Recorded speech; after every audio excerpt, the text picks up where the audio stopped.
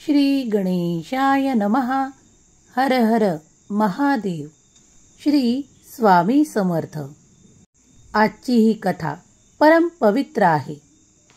हरितालिकेची ही कथा जो कोणी भक्त ऐकेल त्याच्या जीवनातील जे काही संघर्ष, दुःख आणि त्रास आहेत ते सर्व काही नष्ट करण्याचे सामर्थ्य या कथेत आहे. मी स्वामी माऊलींना आणि देवादिदेव महादेव माता पार्वतींना प्रार्थना करते की तुमच्या जीवनातील सर्व संघर्ष संपून जावोत. आनंदी आनंद, उत्साह, दीर्घ आयुष्य आणि सौभाग्य तुम्हाला प्राप्त हो, हीच देवाचरणी प्रार्थना. जो कोणी भक्त या कथेपर्यंत आला आहे तो परम सौभाग्यशाली आहे. ज्यांनी शेवटपर्यंत ही हरितालिकेची कथा आज ऐकली तर तुमच्या जीवनाचे सार्थक होईल. जीवनातील खूप काही क्लेश, दुःख नाहीसे होईल आणि जीवन सुखमय, आनंदी, आनंद कुटुंबातून प्राप्त होईल. शेवटपर्यंत ही कथा ऐकून घ्या. ही परमपवित्र कथा ऐकल्याने मनातील मोठ्यात मोठी इच्छा पूर्ण होते आणि पतीला दीर्घायुष्य मिळतं व आपल्या मनातील इच्छा पूर्ण होते. गरिबी, भयंकर आजार दूर होऊन घरात सुख, समाधान, आनंद प्राप्त होतो. ही पौराणिक कथा नक्की ऐका. आजची कथा ही हरितालिका तीज व्रताची गोष्ट दाखवणार आहे.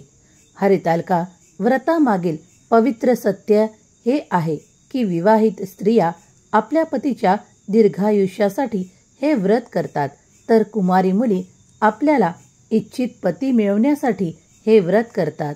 असे मानले जाते की हे व्रत जे कोणी करतात आणि त्यांच्या आयुष्यातील त्यांच्या पतीला दीर्घ आयुष्याची प्राप्ती होते, भयंकर दुःखातून मुक्तता मिळते आणि मनाप्रमाणे जोडीदार प्राप्त होतो. असे मानले जाते की हे व्रत सर्वप्रथम माता पार्वतीने भगवान शिवाला पती म्हणून प्राप्त करण्यासाठी केले होते. मित्रांनो, भाद्रपद महिन्यातील शुक्ल पक्षाच्या तृतीयेला हरितालिका व्रत पाळले जाते. हरितालिका तीज व्रतामध्ये कथा वाचणे आणि श्रवण करणे याला अत्यंत महत्त्व देण्यात आले आहे. कथा न वाचता हरितालिका तीज व्रत करणे मान्य केले जात नाही.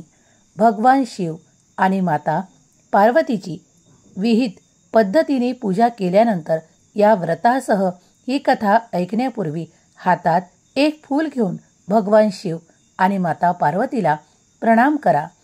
चला आपण सर्वजण कथा ऐकूया. परंतु त्याआधी मी माझ्या सर्व माता भगिनी आणि स्वामी भक्तांना, माता पार्वती आणि भगवान भोलेनाथ यांना प्रार्थना करते, जे कोणी ही परम पवित्र कथा मनपूर्वक श्रद्धेने ऐकतील त्यांच्या सर्व इच्छा पूर्ण कराव्या. त्यांनी हर हर महादेव कमेंटमध्ये अवश्य लिहावे. त्यांच्या सर्व इच्छा, मनोकामना देवादिदेव महादेव आणि पार्वती माता पूर्ण करोत, त्यांना इच्छित परिणाम प्रदान करोत. चला आता आपण सर्वजण कथा ऐकायला सुरुवात करूया. हर हर महादेव. ओम महेश्वराय नमः. श्री स्वामी समर्थ. देवी पार्वती सोन्याचे सजलेली मंद स्मित हास्यासह एकदा भगवान भोले यांच्याकडे येतात आणि भगवान भोलेनाथांना म्हणा, हे प्रभू, आम्हाला काही गुप्त व्रत उपासना सांगा जी सोपी आहे, ज्यामध्ये कमी कष्ट करावे लागतील, परंतु कुमारी मुलींनीही हे व्रत पाळल्यास त्यांना अधिक फळ मिळते आणि विवाहिक महिलांनी ते व्रत पाळले तर त्यांच्या पतीचे आयुष्य दीर्घ होईल. हे परमेश्वरा, जर तुम्ही माझ्या या प्रश्नाचे उत्तर दिले तर मी माझ्या सख्यांना जाऊन सांगेन, कारण त्यांनीच मला हे प्रश्न विचारले होते की असे कोणते व्रत आहे ज्याचे पालन केल्याने आपल्याला अनपेक्षित परिणाम मिळतात आणि त्यासाठी आपल्याला जास्त काही करावे लागत नाही. हे परमेश्वरा, मला अशा व्रताची नियम सांगा. आता भगवान भोलेनाथ हसत हसत माता पार्वतीला म्हणतात, हे देवी ऐका, हे व्रत मी तुला सर्वांच्या प्रेमाच्या प्रभावाखाली केवळ भूत म्हणून सांगणार आहे. महाभारतात, पुराणात सर्व ठिकाणी म्हटल्याप्रमाणे हे देवी, मी तुला एका प्राचीन कथेचे अनुसरण करतो. व्रताच्या प्रभावामुळे तुला माझे आसन प्राप्त झाले आहे.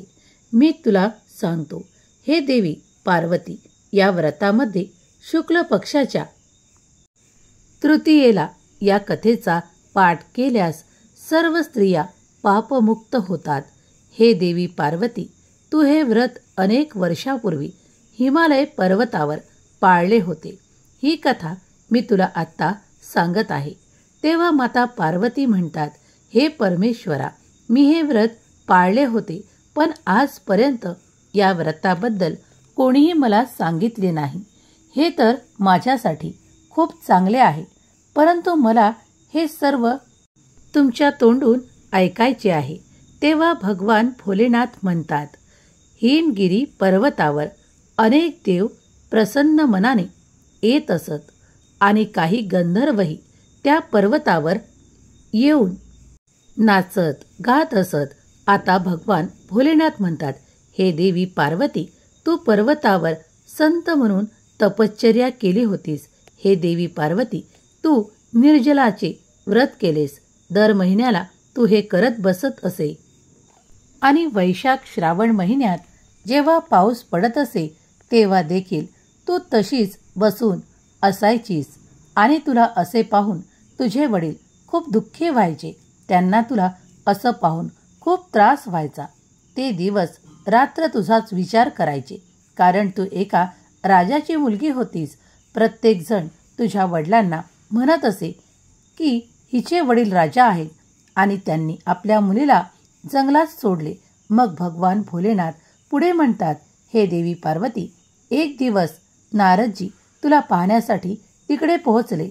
नारद जेव्हा तिथे पोहोचले आणि जेव्हा ते नारायण नारायण बोलले, तेव्हा तुझे डोळे उघडले आणि देवर्षी नारदजींनी गिरी पर्वतावर आलेले पाहून तू त्यांना अर्घ्य दिलेस आणि त्यांना आसन वगैरे अर्पण करून पूजा केलीस आणि म्हणालीस, हे देवा, कोणत्या हेतूने तुम्ही आज आमच्या दारी आलात?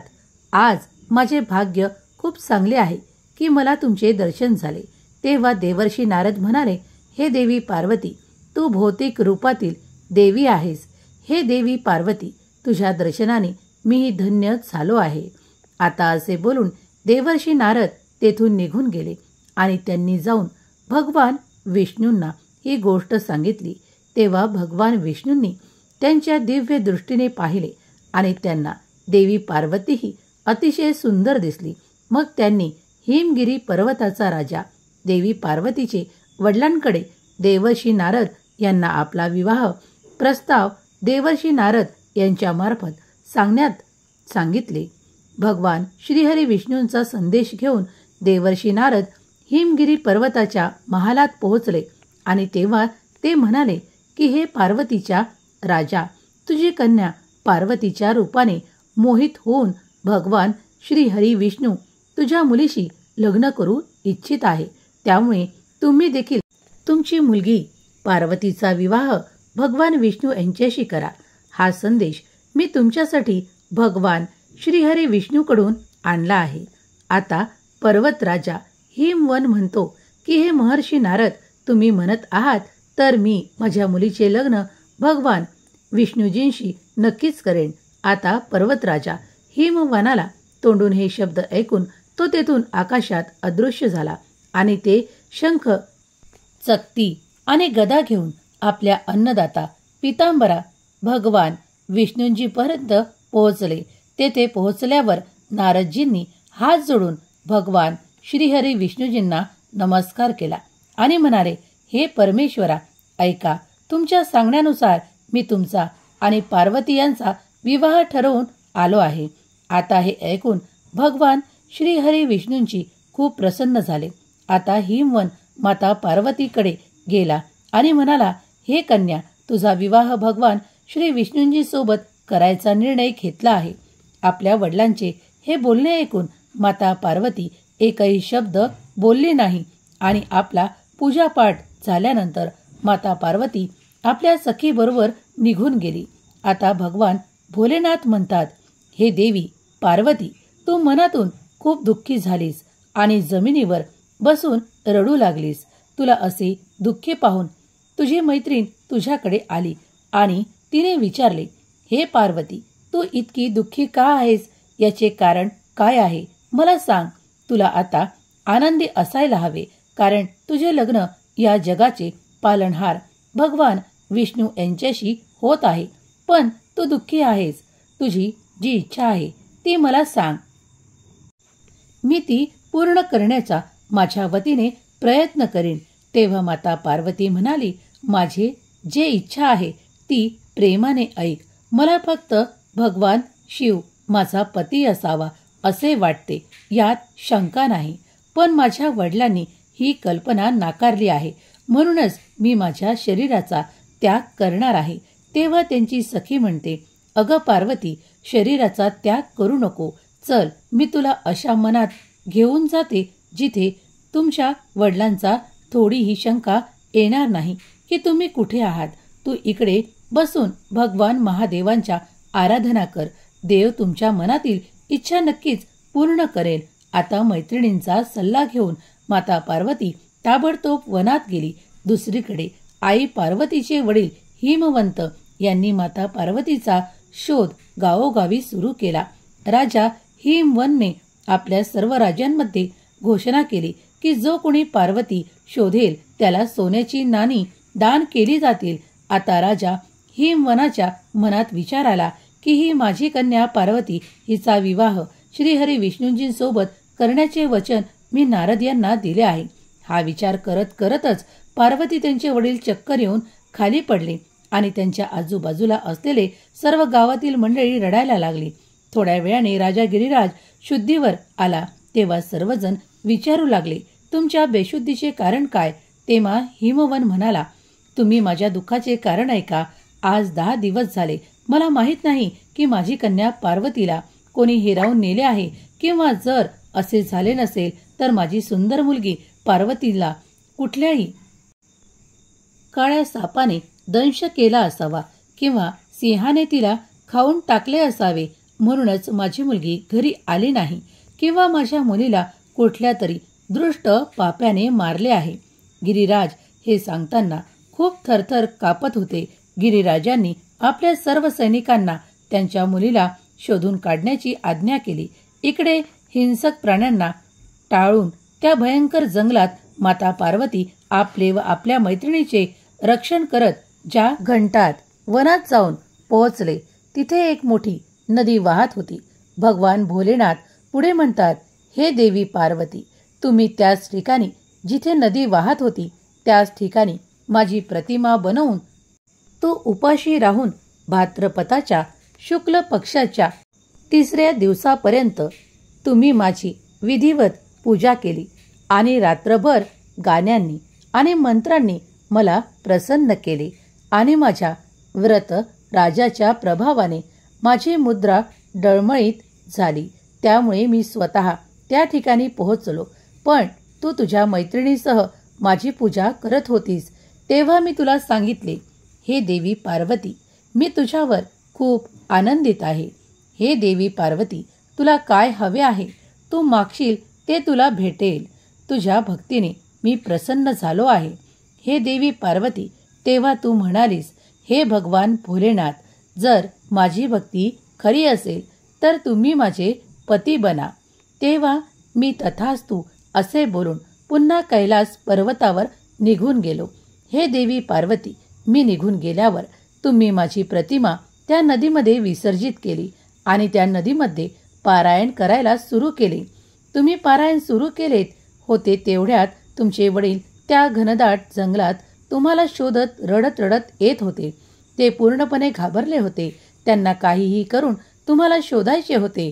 थोड्याच वेळात ते तुमच्यापर्यंत येऊन पोहोचलेच आणि जेव्हा त्यांनी तुम्हाला या परिस्थितीमध्ये बघितलं तेव्हा ते खूप व्याकुळ झाले आणि जोरजोरात रडू लागले आणि पार्वती त्यांना म्हणाले, हे पुत्रे, तू या भीतीदायक जिथे प्राणी मनुष्यांना मारून टाकतात या घनदाट जंगलात तू कशी काय पोहोचलीस? तेव्हा माता पार्वती म्हणतात, हे पिताश्री, मी तर सर्वात पहिले मला स्वतःला भगवान महादेव यांना अर्पित केले आहे. तुम्ही माझे बोलणे ऐकले नाही, त्यामुळे मला इकडे या जंगलात यावे लागले.